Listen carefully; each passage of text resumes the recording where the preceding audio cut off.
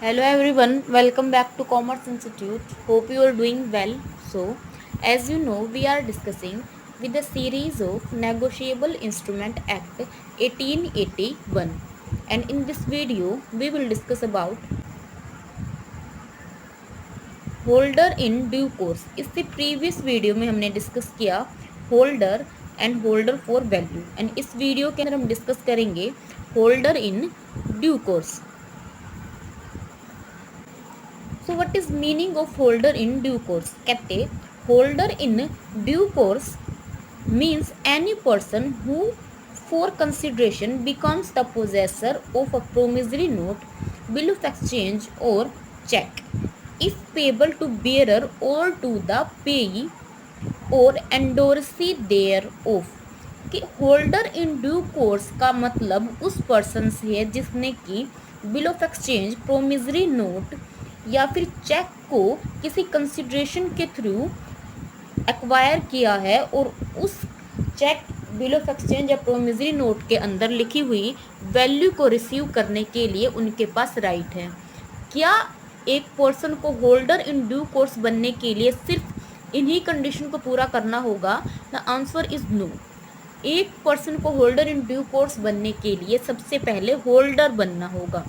तो होल्डर बनने के लिए हमारे पास कौन सी दो कंडीशन है? फर्स्ट, कि उस पर्सन के पास उस चेक की पोजीशन होनी चाहिए, यानी कि वो चेक उस पर्सन के पास होना चाहिए। Then second is he is entitled to receive the amount, कि उस चेक, प्रोमिसरी नोट या बिल ऑफ एक्सचेंज के अंदर जो अमाउंट रिसीव होनी है उस अमाउंट को रिसीव करने का उसके पास क्या हो? राइट हो। नेक्स्ट है कि होल्डर इन ड्यू कोर्स बनने के लिए एक मोस्ट इम्पोर्टेंट कंडीशन है कि पर्सन ने उस promissory note, bill of exchange या चेक को गुड फेथ के थ्रू गेन किया हो। गुड फेथ के थ्रू गेन करने के साथ साथ एक और कंडीशन है कि पर्सन ने उस नेगोशिएबल इंस्ट्रूमेंट को नेग्लिजेंस के थ्रू कोलेक्ट ना किया हो। फॉर एग्जाम्पल, ए ने बी को एक नेगोशिएबल इंस्ट्रूमेंट डिलीवर किया, देन बी ने क्या किया, उस इंस्ट्रूमेंट के अंदर लिखी गई अमाउंट को रिसीव करने के लिए कुछ एक्ट किया है, यानी कि बी क्या है, उसने कंसिडरेशन के थ्रू क्या किया है, वो नेगोशिएबल इंस्ट्रूमेंट कोलेक्ट किया है। अब बी को अगर ये पता है कि इस bill of exchange, promissory note या चेक के अंदर कोई डिफेक्ट है, ये जानते हुए भी अगर बी उस नेगोशिएबल इंस्ट्रूमेंट को एक्सेप्ट कर लेता है तो उसे हम गुड फेथ नहीं कहेंगे। बी को उस नेगोशिएबल इंस्ट्रूमेंट को रिसीव करते समय अच्छे तरीके से उसको वेरीफाई करना होगा कि नेगोशिएबल इंस्ट्रूमेंट लीगली कंप्लीट है या नहीं। इन सभी बातों के साथ साथ अगर उसने चेक को गुड फेथ से लिया है, गुड फेथ का मतलब कि उसने जो भी काम किया है वो उस कंसिडरेशन के लिए लीगली ओब्लिगेट है, यानी कि मान लो ए ने बी से कोई सामान परचेज किया और बी को क्या मिला, एक चेक मिला। अब इस चेक का क्या हुआ है, गुड फेथ, यानी कि बी ने अपने काम में कोई भी कमी नहीं रखी है, उसने क्या किया है, अपने कंसिडरेशन के थ्रू उस चेक को लिया है, तो बी क्या हुआ, गुड फेथ। और साथ के साथ उसको ये भी देखना होगा कि इस चेक के अंदर कोई कमी है या नहीं। अगर बी नेग्लिजेंस के थ्रू वो चेक रिसीव करता है, यानी कि वो कोई बिना वेरिफिकेशन के उस चेक को ले लेता है, तो उस कंडीशन में क्या होगा, बी बाद में ए के ऊपर क्लेम नहीं कर सकता। लेकिन अगर कोई कमी ऐसी है जो कि डायरेक्टली देखने के थ्रू पता नहीं चलती, तो उस कंडीशन में बी को क्या माना जाएगा, गुड फेथ माना जाएगा। तो ये क्या है आपका होल्डर इन ड्यू कोर्स। ये एक पर्सन जिसने कोई नेगोशिएबल इंस्ट्रूमेंट रिसीव किया है और उस नेगोशिएबल इंस्ट्रूमेंट को रिसीव करने के लिए उसने कोई कंसीडरेशन दिया है और उस कंसिडरेशन के साथ साथ उसने गुड फेथ और बिना किसी नेग्लिजेंस के उस इंस्ट्रूमेंट को कोलेक्ट किया है, तो बी क्या होगा, होल्डर इन ड्यू कोर्स होगा। होल्डर इन ड्यू कोर्स मतलब कि जो भी काम उसने किया है उसके बदले में क्या हुआ है, होल्डर हुआ है कोई पर्सन उस नेगोशिएबल इंस्ट्रूमेंट का। So next is for becoming a holder in due course a person will have to prove the following. कुछ एक कंडीशंस है जो कि होल्डर इन ड्यू कोर्स बनने के लिए किसी पर्सन को फुलफिल करनी होंगी। He become the holder of instrument before the date of maturity, कि उसने वो नेगोशिएबल इंस्ट्रूमेंट मैच्योरिटी से पहले क्या है, रिसीव किया है। अगर बी इस कंडीशन में इस नेगोशिएबल इंस्ट्रूमेंट को किसी थर्ड पार्टी को ट्रांसफ़र करता है तो वो ट्रांसफ़र मैच्योरिटी डेट से पहले होना चाहिए, तभी नेक्स्ट पार्टी क्या बनेगी, होल्डर इन ड्यू कोर्स बनेगी। The holder of negotiable instrument for consideration is pursuance of a contract, यानी कि उसने वो नेगोशिएबल इंस्ट्रूमेंट गेट करने के लिए कोई ऐसा एक्ट किया है जिसके बदले में उसको क्या मिला है, वो नेगोशिएबल इंस्ट्रूमेंट रिसीव हुआ, यानी कि उसे वो नेगोशिएबल इंस्ट्रूमेंट किसी कंसीडरेशन के थ्रू ही मिलना चाहिए। Then no valid reason for him to believe that the title of person whom he acquired the instrument was defective, कि जब उसने वो नेगोशिएबल इंस्ट्रूमेंट सामने वाले पर्सन से रिसीव किया तो उसके पास ऐसी कोई भी वजह नहीं थी कि वो सामने वाले पर्सन के टाइटल पर क्या करे, शक करे, यानी कि उसने गुड फेथ और अपनी नॉर्मल कंडीशन में उस चेक को रिसीव किया है। सो ये क्या होंगे, एक कंडीशंस हैं कुछ जो कि एक पर्सन को होल्डर इन ड्यू कोर्स बनने के लिए क्या करने पड़ेंगे, फुलफिल करनी पड़ेंगी।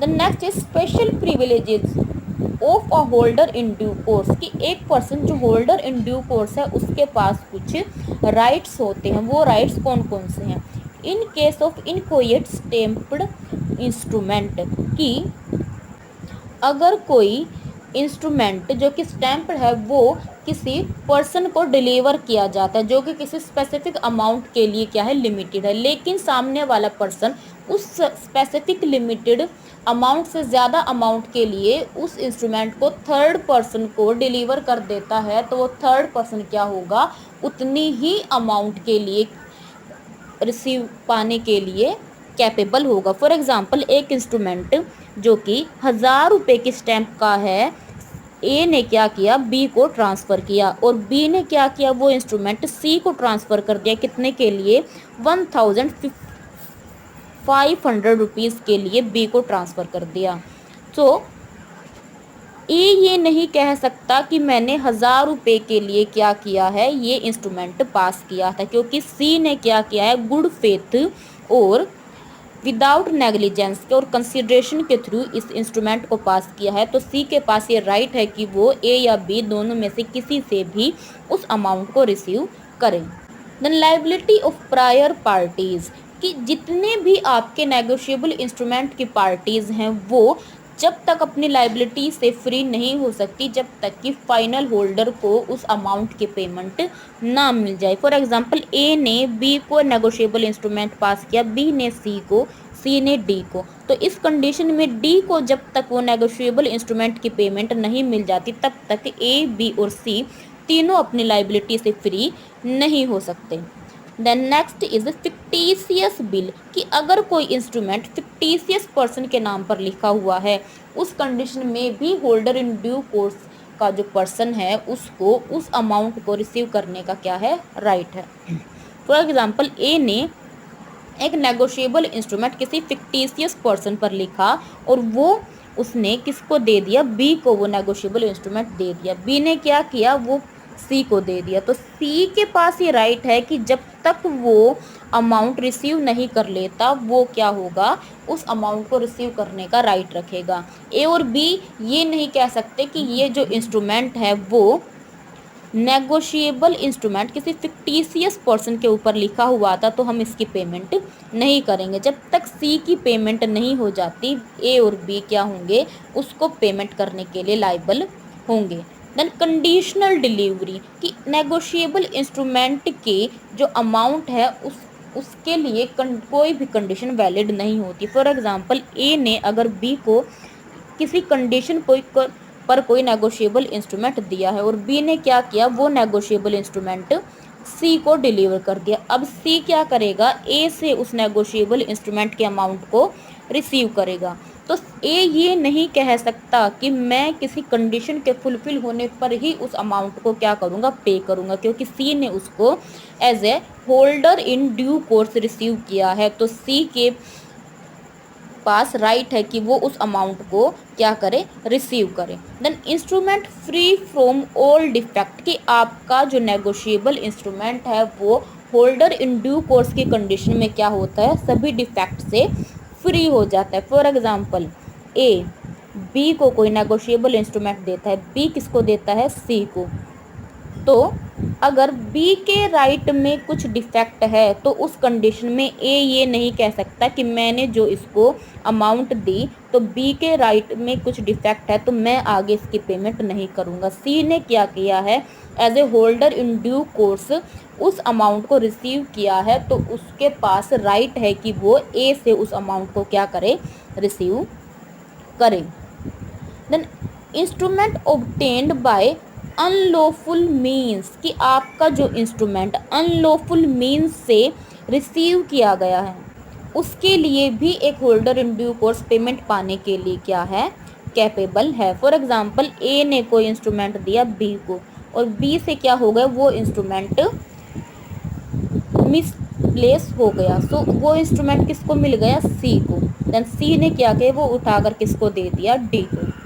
तो डी के पास क्या होगी, ये राइट होगी कि वो उस नेगोशिएबल इंस्ट्रूमेंट के अंदर लिखी हुई अमाउंट को रिसीव करे।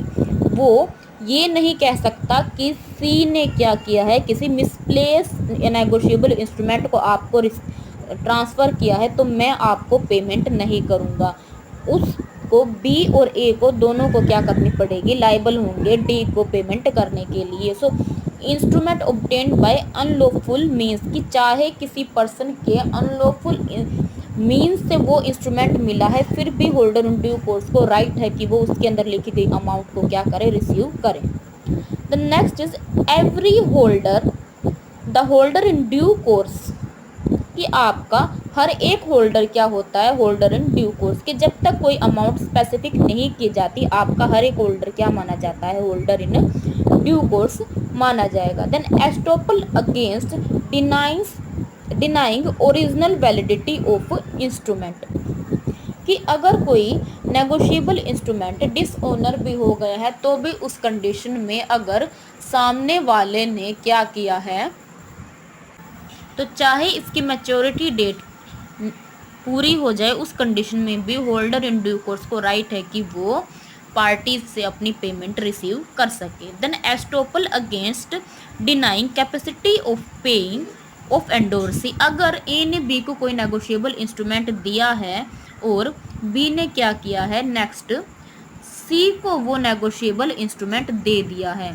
तो ए ये नहीं कह सकता, ए और बी ये नहीं कह सकते कि मैंने तो ए सी को ये नेगोशिएबल इंस्ट्रूमेंट दे दिया था तो मैं अपने लायबिलिटी से फ्री हो गया, और ना ही ए कह सकता कि मैंने तो इसकी पेमेंट बी को कर दी थी तो मैं अपनी लायबिलिटी से फ्री हो गया हूँ। अगर इनमें से कोई भी पर्सन पेमेंट करने से मना करता है तो सी को राइट है कि वो क्लेम करे अपनी पेमेंट के लिए दोनों पार्टीज के ऊपर।